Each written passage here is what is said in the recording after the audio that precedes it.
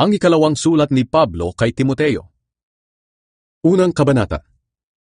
Mula kay Pablo na apostol ni Kristo Jesus, ayon sa kalooban ng Diyos.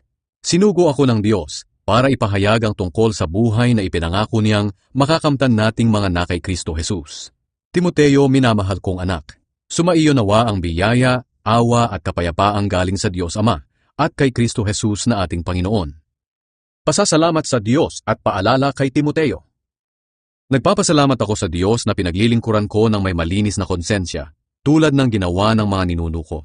Nagpapasalamat ako sa Kanya sa tuwing inaalala kita sa panalangin araw at gabi. Kapag naaalala ko ang pag-iyak mo noong umalis ako, kaya nasasabik ako makita ka para maging lubos ang kagalakan ko. Hindi ko makakalimutan ang tapat mong pananampalataya, tulad ng nasa iyong Lola Luisa at ng iyong inang si Eunice, at natitiyak kong nasa iyo rin ngayon. Dahil dito pinaalalahanan kita na lalo ka pang maging masigasig sa paggamit ng kakayahang ipinagkaloob sa iyo ng Diyos, na tinanggap mo ng patungan kita ng kamay. Sapagkat hindi tayo binigyan ng Diyos ng espiritu ng kaduwagan, kundi espiritu ng kapangyarihan, pag-ibig at disiplina sa sarili. Kaya huwag kang mahihiyang magpatotoo tungkol sa ating Panginoon o tungkol sa akin na bilanggo dahil sa Kanya. Sa halip sa tulong ng Diyos makibahagi ka sa mga paghihirap dahil sa magandang balita. Iniligtas at tinawag tayo ng Diyos para maging Kanya. Hindi dahil sa ating mga gawa, kundi ayon sa layunin at biyaya na ibinigay sa atin ni Kristo Jesus bago pa nagsimula ang mundo. Ngunit nahayag lang ito nang dumating si Kristo Jesus na ating tagapagligtas. Tinanggalan niya ng kapangyarihan ng kamatayan at ipinahayag sa atin ang buhay na walang hanggan sa pamamagitan ng magandang balita. Pinili ako ng Diyos na maging apostol at guro para ipahayag ang magandang balitang ito.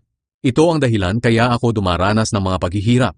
Ngunit hindi ko ito ikinakahiya, dahil kilala ko kung sino ang sinasampalatayanan ko, at natitiyak kong maiingatan niya hanggang sa huling araw ang ipinagkatiwala ko sa Kanya. Ituro mo ang tamang aral na natutunan mo sa akin nang may pananampalataya at pag-ibig, dahil ito ang karapat-dapat gawin ng mga na kay Kristo Jesus. Sa tulong ng banal na Espiritu na nasa atin, ingatan mo ang tamang aral na ipinagkatiwala ko sa iyo.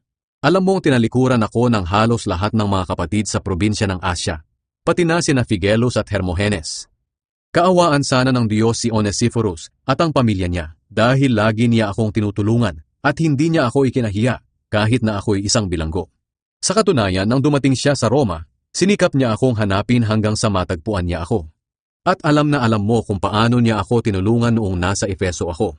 Kaawaan sana siya ng Panginoon sa araw ng paghuhukom.